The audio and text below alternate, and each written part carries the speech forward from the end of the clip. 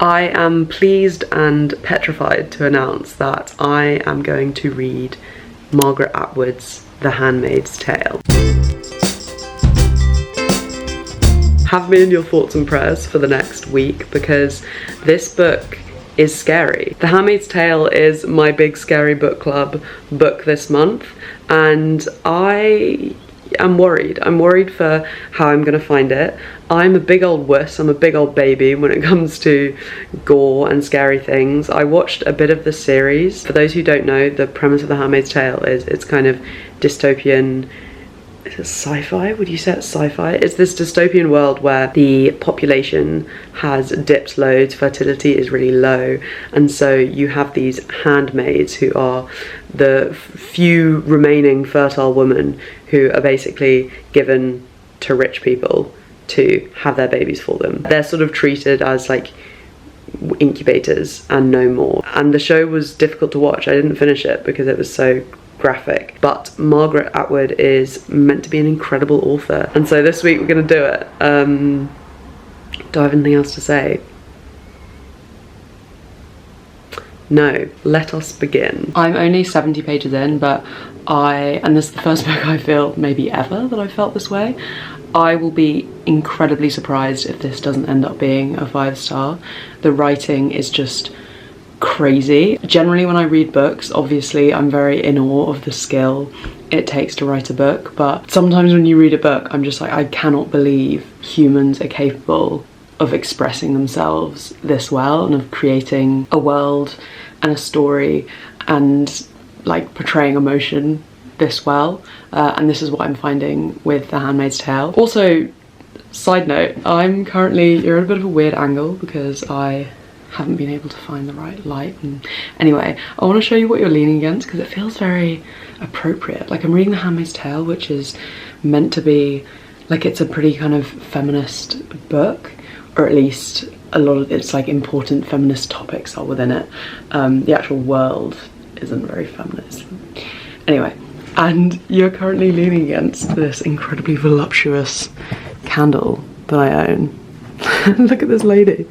I was given it as a present. That's what you're currently leaning against as you listen to me natter. Let me check my notes to see if I've missed anything. I guess the first thing that's really struck me is just the detail, the world that's being built. Everything that's being said adds a building block to the world. No word is wasted, but it's also very, very detail focused. It's from a first person perspective, and it's from the perspective of a handmaid and they're very much like neither seen nor heard. You're meant to just be a womb, and you know, you are barely allowed to speak, you can't really form relationships with anyone, and it's written from the perspective of Offred, who is our protagonist. The way it's written also helps you understand like her life, because she's observing all these things and she's seeing everything in so much detail because all she has is observing. Like, that is the only thing she can do. She's not really allowed to do anything. She's not allowed to have any kind of freedom. So her power is in observing the world around her, and that comes through in the writing.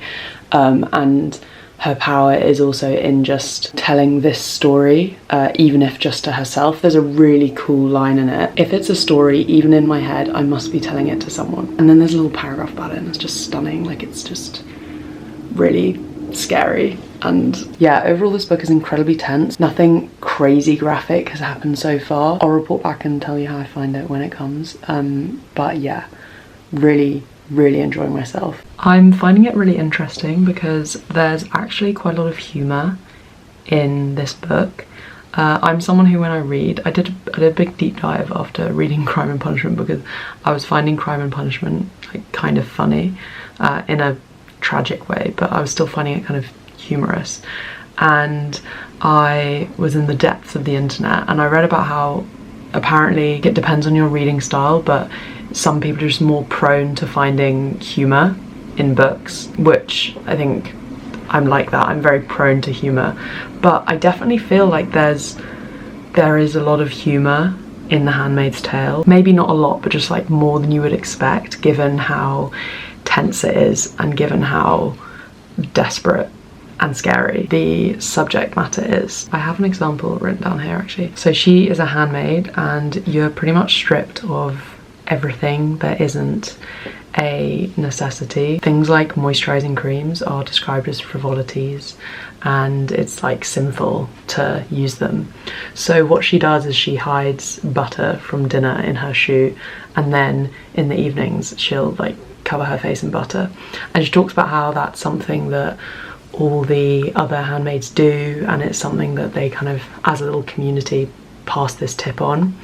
And it's a very desperately sad thing that she discusses, because she refers to how caring for their skin and trying to keep it moist and looking good is part of them kind of carrying this hope that they'll be seen again and that their skin will matter and they'll be kind of touched again. So there's this really emotive speech, and then she lies down on her bed and the quote is, "I lie flat, buttered like a piece of toast."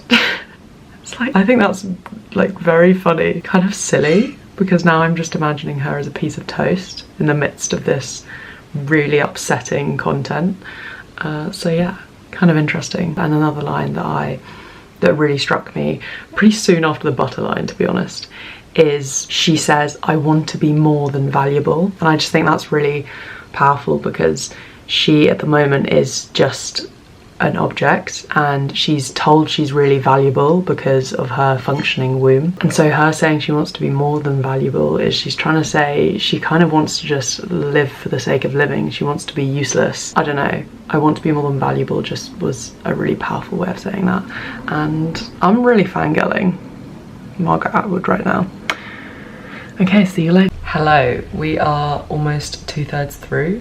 Maybe 2/3, maybe just over, and I am losing my mind. This book is so good. I'm actually listening to the audiobook. I got it on my local library app, and Elizabeth Moss, who is the same person who acts Offred, our protagonist in the series, is incredible. It really makes a difference having an actor do the audiobook. I know that's obvious, but on occasion the author will voice over her own book or their own book, and it's interesting how bad they can be at it, which is fair enough because they're not an actor, but it's interesting how you can bring these characters to life and not get the dialogue right and not get the intonation right. But yeah, in the case of The Handmaid's Tale, it's really incredibly done and just intensifies everything around it. It's so tense and emotive, and I find it really gripping. It's very difficult to put down, and although you're building this world, it doesn't feel like you're sort of sitting there looking at the clock while they're building the world. Like, it's very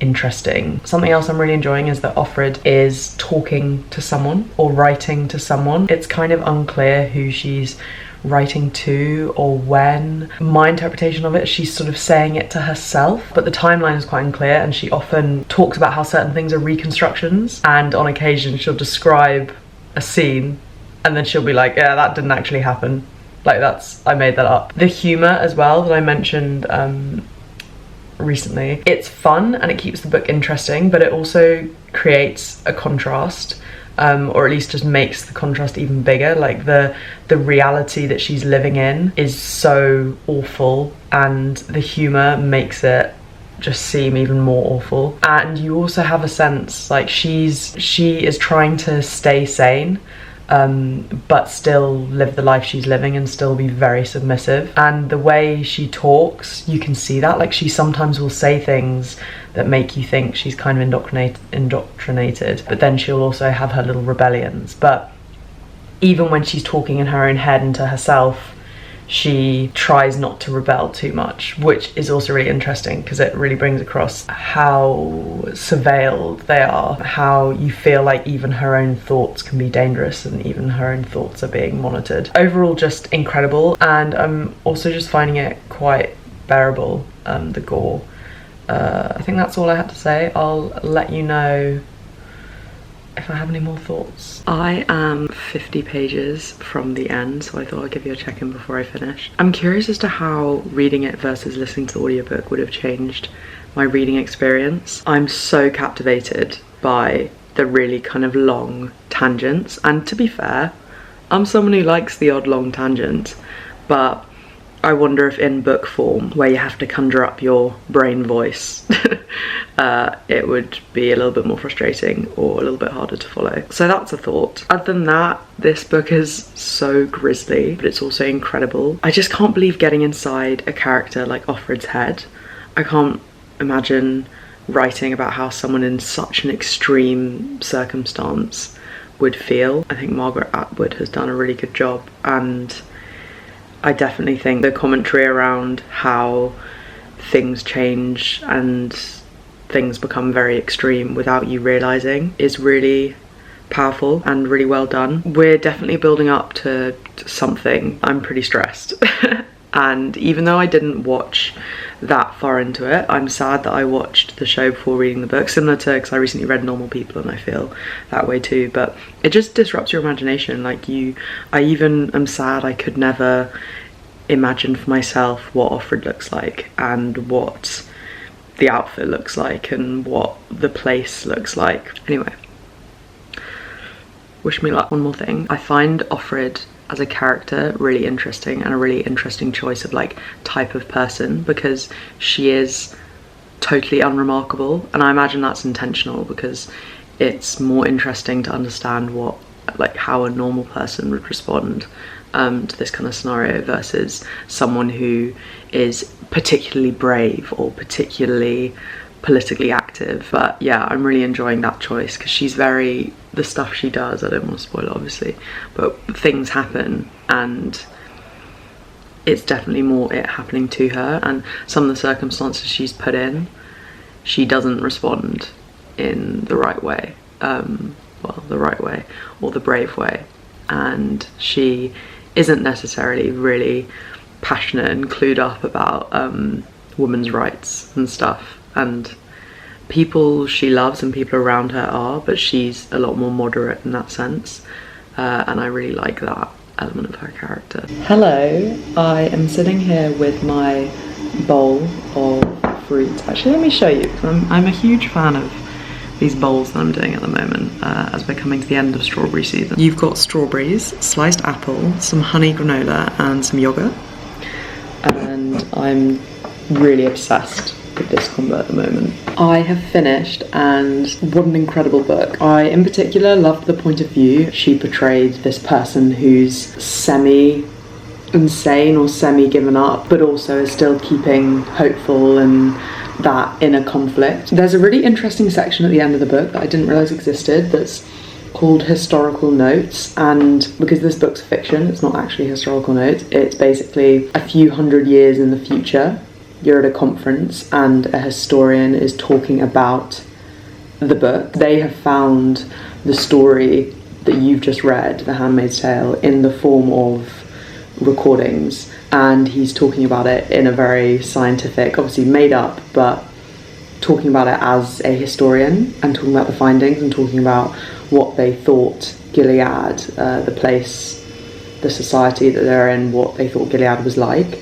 And it's a really fun angle because it is a completely different tone, and it points out things that you might not have realised, and I don't know, I felt like it added a lot of value to the book for several reasons, not just because of what he was saying about Gilead and how he explained certain things, but also I think it provided an interesting contrast or lack of contrast to the novel. The story is so horrifying, and then you have this speaker, this guy who's talking about the former society, and there are parts of what he says and the way he talks about it that implies that he's a little bit sexist, or that he's a little bit not too horrified by the society that you've just read about.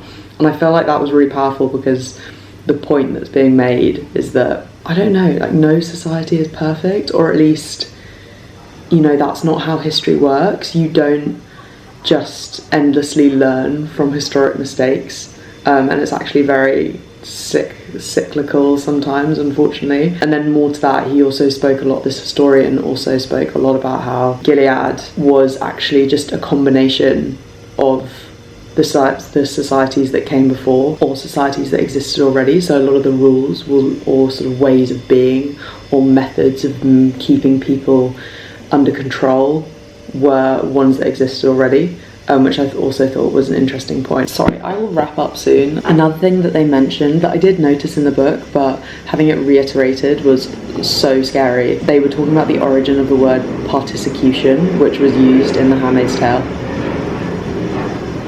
It's very loud outside. Also, you can definitely hear that. That's my oven. It's a very loud, sad, old oven. Particicution refers to basically execution, but the general public or a group of people are the ones who execute. And as you can imagine, it's very brutal. And I also think the fact there's a word for it, like a cute little contraction, it's just scary. All in all though, in terms of its big scary book club status, I definitely think it's as scary as expected. Like the content is really grim, but the way it's written, like the tension is just wild. It's constantly so tense that it's definitely hard to put down and very riveting. So in terms of scariness, big scary book club scariness, and whether or not it's hard to read, like I wouldn't be afraid of it. So yeah, another very successful big scary book club pick. I'm afraid for the day that we have an unsuccessful pick, because I don't know what I'll do. But thank you for watching. I hope you enjoyed this video. Let me know if you have any suggestions for Big Scary Book Club. Have a lovely week. I will see you in the next one.